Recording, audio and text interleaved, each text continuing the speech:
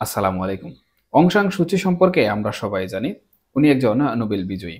উনি নোবেল বিজয়ী হলেও বর্তমানে কিন্তু উনি কারাগারে রয়েছেন এবং উনাকে যারা কারাগারে পাঠিয়েছে তারাই কিন্তু বর্তমানে মিয়ানমারকে নিয়ন্ত্রণ করছে এবং তারাই জান্তা সরকার হিসাবে পরিচিত। এই যে জান্তা সরকার, এই জান্তা সরকার কিন্তু অন্তর্বর্তীকালীন সরকারের এই যে পদক্ষেপ, অর্থাৎ আমাদের অন্তর্বর্তীকালীন সরকারের যে পদক্ষেপ, মানবিক করিডোর দেওয়ার সিদ্ধান্ত, সেই সিদ্ধান্ত নিয়ে কিন্তু তারা কঠোর হুঙ্কার দিয়েছে। এবং আমাদের অন্তর্বর্তীকালীন সরকারের প্রধান উপদেষ্টা যেভাবে যুদ্ধ পরিস্থিতি চলছে, যুদ্ধাবস্থা চলছে, আমাদের সামরিক বাহিনীগুলোকে উনি ঐক্যবদ্ধ করছেন এবং প্রতিনিয়ত যুদ্ধ করার জন্য একটি বার্তা দিয়ে যাচ্ছেন।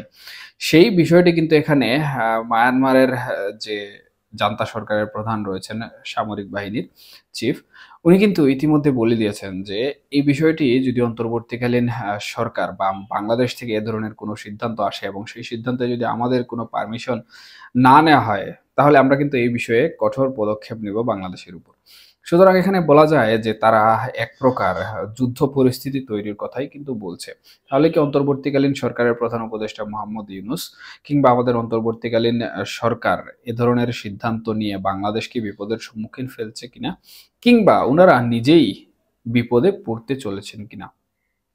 দেখুন, যেহেতু জান্তা সরকার বর্তমানে মায়ানমারকে নিয়ন্ত্রণ করছে এবং তাদের যে ভাষ্য, তাদের ভাষ্য মতে, অর্থাৎ মায়ানমারের যে সকল গণমাধ্যমে এই বিষয়টি নিয়ে প্রচার প্রচারণা হয়েছে, সেখানে বিভিন্ন ধরনের প্রশ্ন উত্তর দিয়েছেন জান্তা সরকার প্রধান।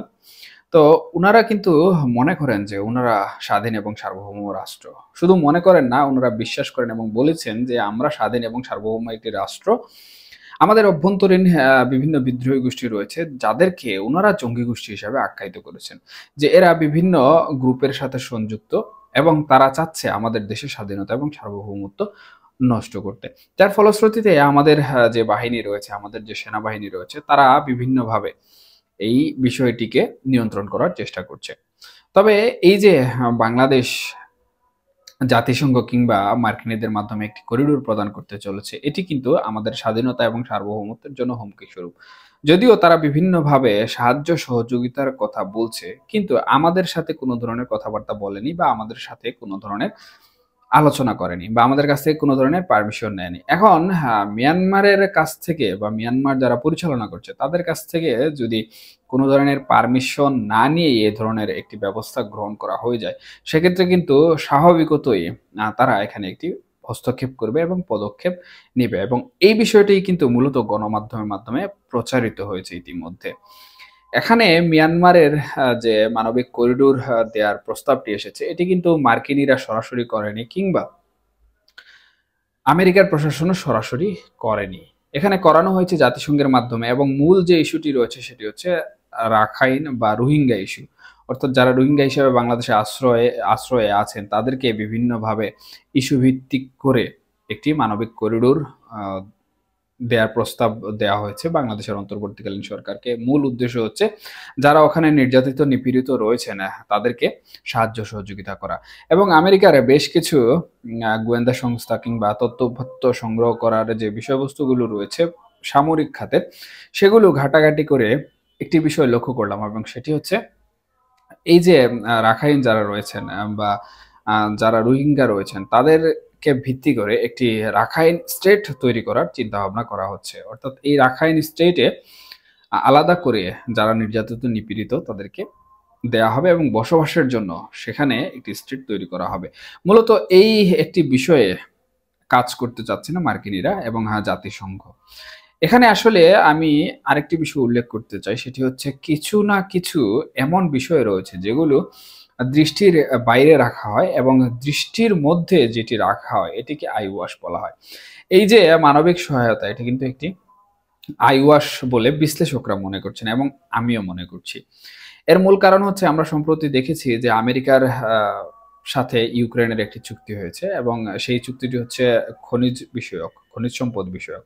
অর্থাৎ ইউক্রেনে যে সকল খনিজ সম্পদ রয়েছে সেই খনিজ সম্পদের ভাগ বাটোয়ারা আমেরিকা পাবে, এবং এর বিনিময়ে আমেরিকা হয়তোবা তাদেরকে সামরিক শক্তি দিয়ে সহযোগিতা করবে, অথবা রাশিয়ার সাথে যে যুদ্ধ চলছে ইউক্রেনের, সেই যুদ্ধ বন্ধ করার জন্য বিভিন্নভাবে সাহায্য সহযোগিতা করবে।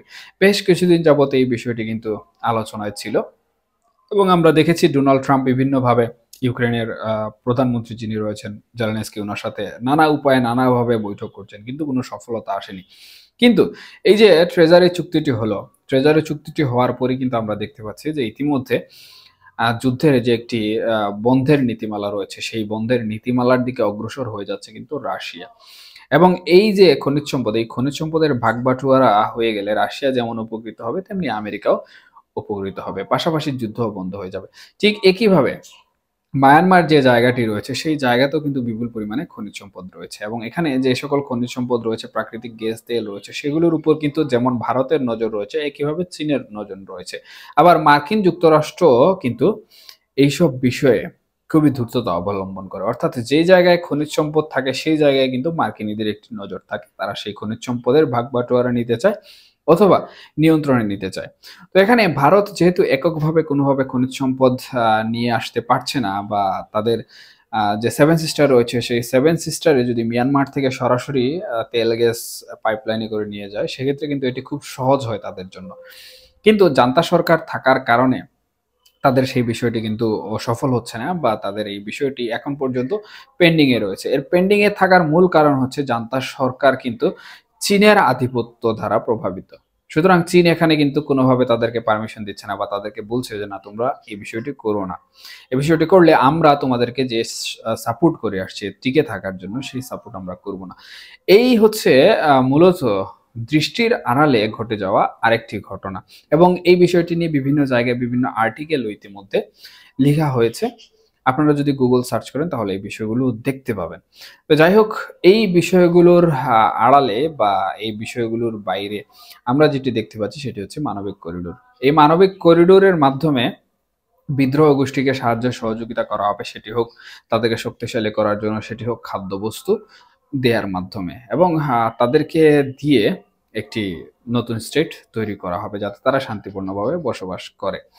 মূলত এই জায়গায় সব থেকে বেশি ঘাপলা সৃষ্টি হয়েছে, এবং এই বিষয়টি কিন্তু জান্তা সরকার কোনোভাবে মেনে নেয়নি। তবে তারা কোনোভাবেই কিন্তু জাতিসংঘকে দায়ী করেনি, কিংবা আমেরিকাকে দায়ী করেনি। তারা সরাসরি দায়ী করছে বাংলাদেশকে। এবং বাংলাদেশ কারা পরিচালনা করছে? অন্তর্বর্তীকালীন একটি সরকার পরিচালনা করছে। এবং অন্তর্বর্তীকালীন সরকার বাংলাদেশের মধ্যে যেভাবে প্রশ্নবিদ্ধর শিকার হচ্ছে বিভিন্নভাবে, বৈধতা অবৈধতা এবং তাদের এখতিয়ার নিয়ে, ঠিক একইভাবে জান্তা সরকারও কিন্তু এখানে বলছে যে আমাদের অভ্যন্তরীণ ভূখণ্ডে আমাদের পারমিশন ছাড়া, আমাদের সাথে কোনো ধরনের পররাষ্ট্র কূটনৈতিক বিষয়ে কথাবার্তা না বলে আমাদের স্বাধীন এবং সার্বভৌম রাষ্ট্রের মধ্যে করিডোরে দেওয়া কোনোভাবে সমীচীন হবে না। এর জন্য যত ধরনের পদক্ষেপ নেওয়া প্রয়োজন, সেই প্রত্যেকটি পদক্ষেপ আমরা গ্রহণ করব। এখন এখানে তাদেরকে কে সাহস যোগাচ্ছে? চীনের কিন্তু বেশ কিছু প্রকল্প মায়ানমারের মধ্যে রয়েছে এবং জান্তা সরকারের সাথেও রয়েছে। সুতরাং চীন এখানে তাদেরকে পূর্ণ সমর্থন দিচ্ছে যে তোমরা এই বিষয়টি কোনোভাবে মেনে নেবে না, এই বিষয়টি মানার চেষ্টাও করবে না। আমরা যতটুকু সাহায্য সহযোগিতা করা লাগে পূর্ণ শক্তি দিয়ে তোমাদের সাহায্য সহযোগিতা করব। এই যে একটি আহ ত্রিমুখী একটি যুদ্ধ পরিস্থিতি বা ত্রিমুখী একটি ভূ রাজনৈতিক প্রেক্ষাপট, এই প্রেক্ষাপটের কারণে আমাদের অন্তর্বর্তীকালীন সরকারের প্রধান উপদেষ্টা মোহাম্মদ ইউনূস যে সিদ্ধান্ত নিতে যাচ্ছেন, সেই সিদ্ধান্ত প্রকৃতপক্ষে শুধু উনাকেই বিপদে ফেলবে না, বরঞ্চ সম্পূর্ণ বাংলাদেশকে একটি সংকটের দিকে কিন্তু ধাবিত করছে বলে বিশ্লেষকরা যেমন মনে করছেন, তেমনি কূটনৈতিক পরামর্শদাতা যারা রয়েছেন তারাও কিন্তু মনে করছেন।